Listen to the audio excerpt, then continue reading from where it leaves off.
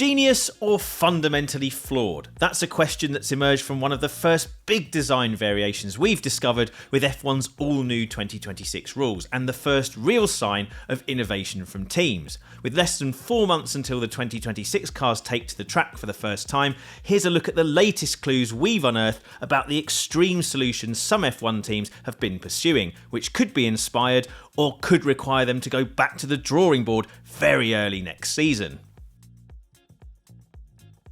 That first hint of those design innovations has come from a very unlikely source, as F1 brake supplier Brembo has noticed something curious in the design requests teams have submitted on the rear axle. This is a big area of change for 2026 because F1's next generation of engines will have revised energy harvesting demands due to the roughly 50-50 power split between the internal combustion engine and battery power, so the rear braking system is basically all new. And it's in this overhaul where Brembo has spotted extreme designs and big differences in teams' approaches based on the design of the engine, the energy recovery system, and other factors. Brembo's F1 customer manager Andrea Algeri told us there were some outliers among dimensions teams had submitted, which are extreme compared to the current designs. That is, they are very small in both diameter and thickness. That doesn't apply to the whole grid. Algeri says Brembo has seen some choices that are not very different to what teams are currently running. And for those it does apply to, there's at least a tangential benefit in pursuing such designs, as it's likely to be a battle to get anywhere close to the approximate 772 kilogram weight limit. As much as 6 kilograms could be saved here. But what's most enlightening is that it gives us an idea of what some teams are expecting from their energy harvesting systems. The 2026 F1 rules don't actually stipulate a minimum thickness for the brake discs. Article C11 of the technical regulations sets a maximum thickness of 34mm, with only some minimum diameters of 325 to 345mm for the front and 260 to 280mm for the rear.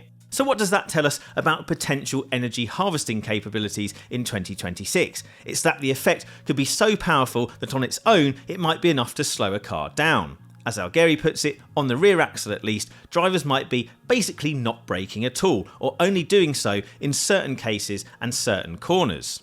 At this point, it might be natural to ask, well, couldn't teams do away with the rear brakes altogether then? Well, that is covered off in the regulations. A separate article says the system itself must produce a minimum amount of power, 2,500 newton meters of torque at each rear wheel, without assistance from the engine or the MGU-K. In any case, braking is going to be very different next year. The increased need for harvesting will encourage teams to rely on energy recovery rather than typical braking when the car slows, so expect to hear plenty more calls for lift and coast over team radios. Algeri even compares it to Formula E, where Brembo also has experience and where the biggest part of the braking is done by the electrical motor and on energy recovery. But there will also be corners where, as Algeri puts it, the brakes will at certain points be very stressed, an added complication for drivers as the irregular use of the brakes means they won't always be working at optimum temperature.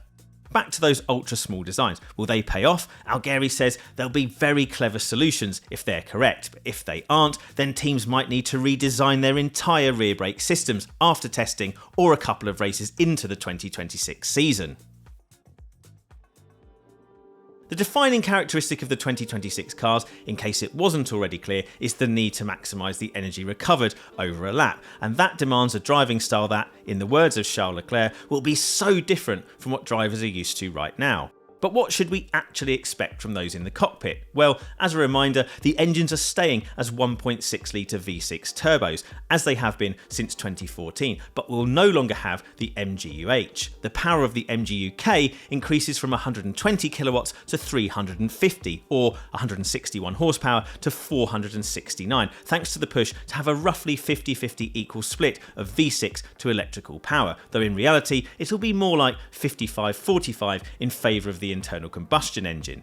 Even so, that's where this significantly higher demand for harvesting comes from.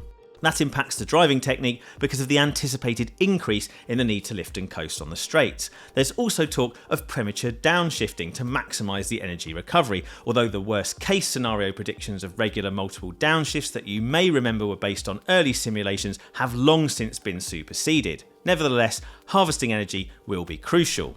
It's a challenge that will change depending on the circuit. At Silverstone, with a low braking demand but plenty of flat-out running, drivers will be pushed to extremes to maximise the energy harvested, while the impact will be far smaller in Monaco or at the Hungaroring, which are towards the upper end of the scale in terms of braking, but with limited long straights.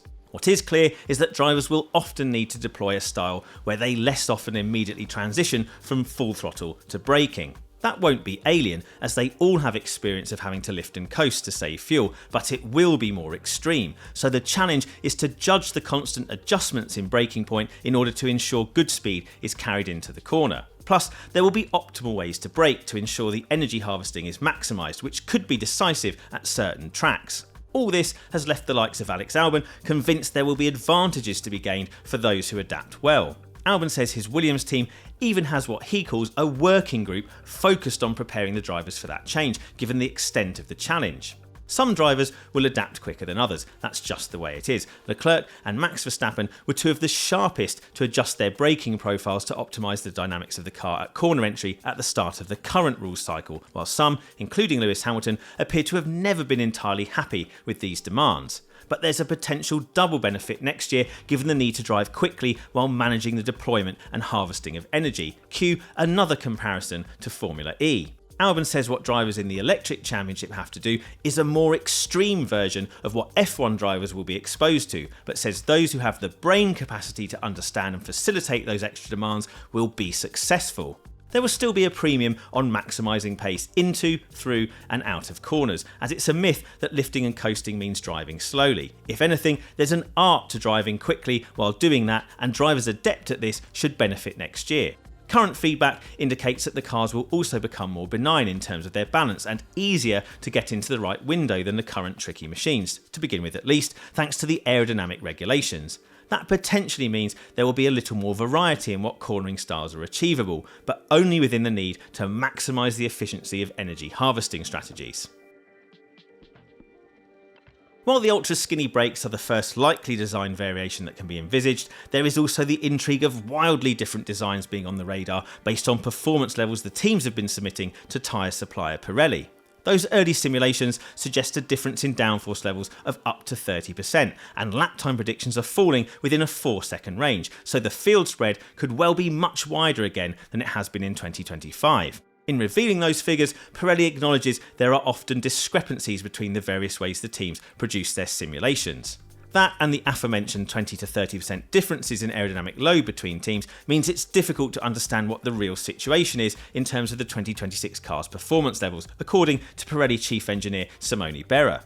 And those predictions are further complicated by the variety in brake design too, because if teams start relying more on energy harvesting rather than braking to slow the cars down, that could impact tyre temperature cycles. But what explains those vast differences in the data? Mercedes trackside engineering director Andrew Shovlin says it's just the reality of some teams being better prepared at this stage than others. Shovlin says it's likely there would be most diversity in design when cars are revealed for the first time, because teams are developing their cars in isolation before people start copying whoever looks quickest and converge on the same philosophy.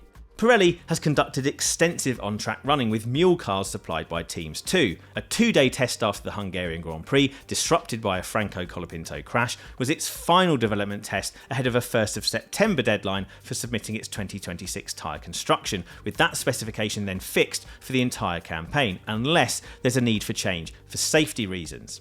3 subsequent tests, 2 of which have now been completed, were also planned, as Pirelli has a deadline of the 15th of December to finalise its compound choices. Still, it's been left having to consider the worst case scenario from those figures, and says it's only at the start of next year that it will get a clearer picture of how the cars behave, but those learnings won't be applicable until the start of the 2027 season.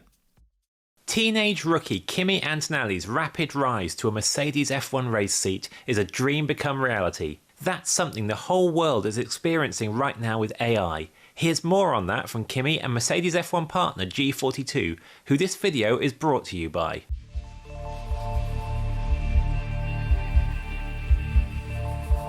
I'm Kimi, and I like to dream. But I like dreams even more when they become real.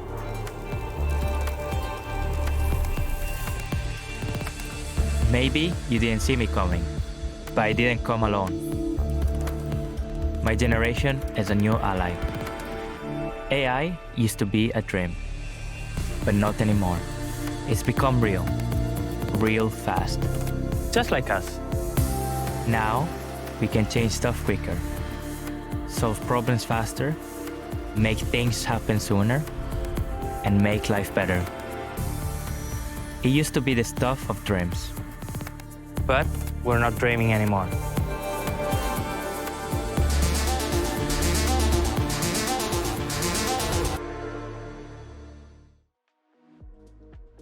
Pirelli has had to work through an extra headache in developing its 2026 tyres because of the completely different performance profile next year's F1 cars will have on the straights and the two radically different aero modes that will soon be in play. While drivers will lift and coast for energy regen purposes, it's also the case they won't be able to run at maximum power for the full length of some straights. The result, cars will no longer be reaching top speed on the entry to corners, the point at which tyres previously experienced peak vertical loads, but instead around 300 metres before that, though this will be dictated by when they run out of extra battery power.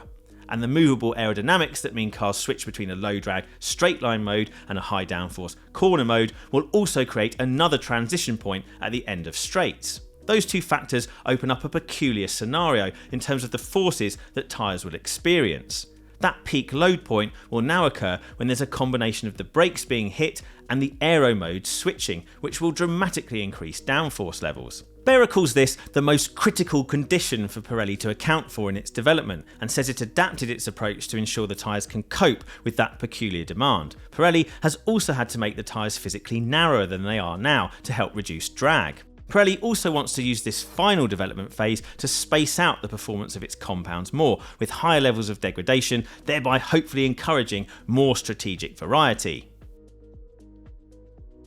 Those previously mentioned big variations in load between team simulations also need to be set in the wider context of a big drop in downforce levels between the current cars and next year's all-new designs. But despite that, the simulation data doesn't suggest there will be a big difference in lap time between the 2026 breed and what this year's cars are capable of. And that's not just down to the extra battery power that will be available. While reducing overall downforce levels means the cars will be slower in corners, the extra battery power means they'll be able to accelerate more quickly out of them, and it's this punch, along with the low drag mode, that will help them to reach higher speeds down the straights. Mercedes F1 boss Toto Wolff caused a stir by suggesting in an interview with German publication Auto, Motor and Sport during the summer break that next year's cars could hit 400 km an hour on some straights, though he later clarified that figure was meant more as a theoretical level that could be reached rather than a realistic expectation. Nevertheless, the next generation of cars should be significantly faster in a straight line. Add everything together, and the FIA's current prediction is that the 2026 cars will only be around 1 second per lap slower than this year's cars. But it's not like that's going to be the case throughout the season either. It's at the start of a new rules cycle where there's most lap time to be found, and as teams get to grips with the new aero regulations, that 1 second gap is soon going to get wiped away. That's why the FIA's single-seater director Nicholas Tambatsis predicts lap times will be back to their current levels by the time the second season of the new rules cycle gets underway in 2027.